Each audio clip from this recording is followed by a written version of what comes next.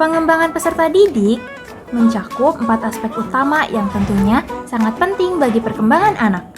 Yang pertama, ada perkembangan fisik, perkembangan emosional, perkembangan sosial, dan perkembangan intelektual.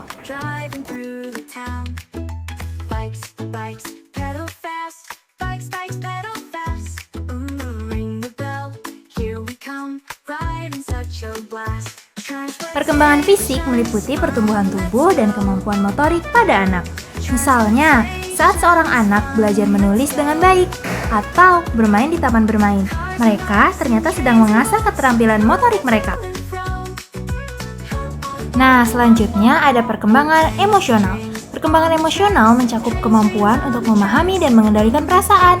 Misalnya, ketika seorang siswa belajar mengatasi rasa takut untuk berbicara di depan kelas, ia mengembangkan pengendalian emosi dan juga kepercayaan diri.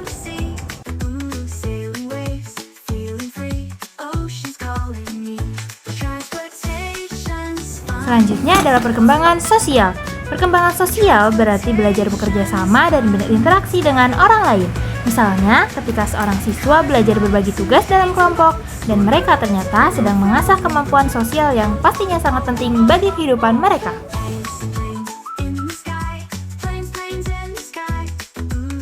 Dan yang terakhir ada perkembangan intelektual. Perkembangan intelektual mencakup keterampilan berpikir kritis dan analitis pada siswa. Ketika siswa membaca buku atau menyelesaikan tugas sains, mereka sedang mengembangkan keterampilan berpikir mereka loh.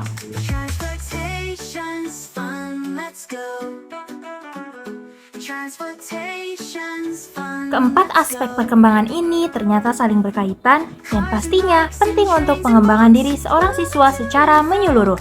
Dengan memperhatikan setiap aspek, kita dapat membantu siswa berkembang menjadi individu yang seimbang dan pastinya memiliki potensi penuh dalam dirinya.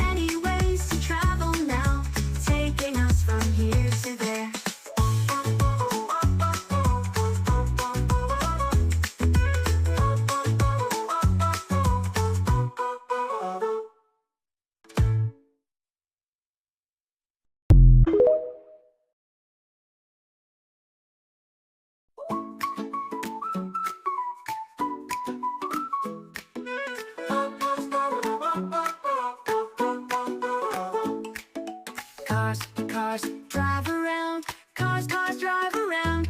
Along the road, here we go, driving through the town. Bikes pedal fast, bikes pedal fast. Ring the bell, here we come, riding such a blast. Transportation's fun, let's go. Transportation's fun, let's go.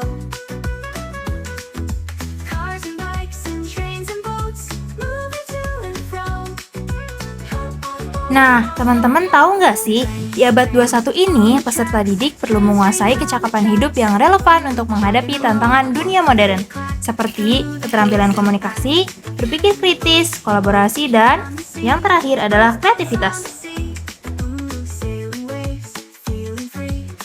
Komunikasi efektif sangatlah penting, seperti saat siswa bekerja sama dalam proyek kelompok. Dengan berdiskusi dan berbagi pendapat, mereka akan belajar menyampaikan ide dan mendengarkan orang lain.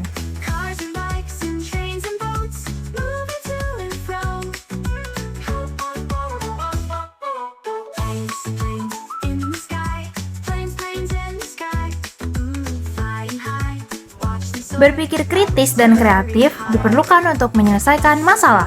Misalnya, ketika siswa menemukan ide bank sampah. Untuk mengurangi sampah di sekolah, mereka memanfaatkan kemampuan berpikir kritis untuk solusi yang inovatif.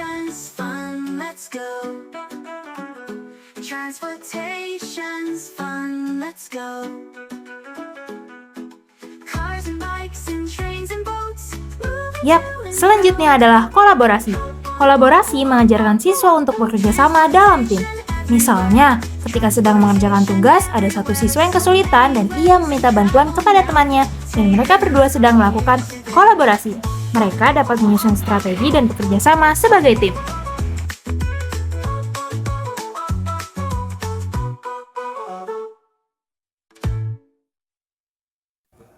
Kreativitas muncul ketika siswa diberi kesempatan untuk mengekspresikan ide-ide baru.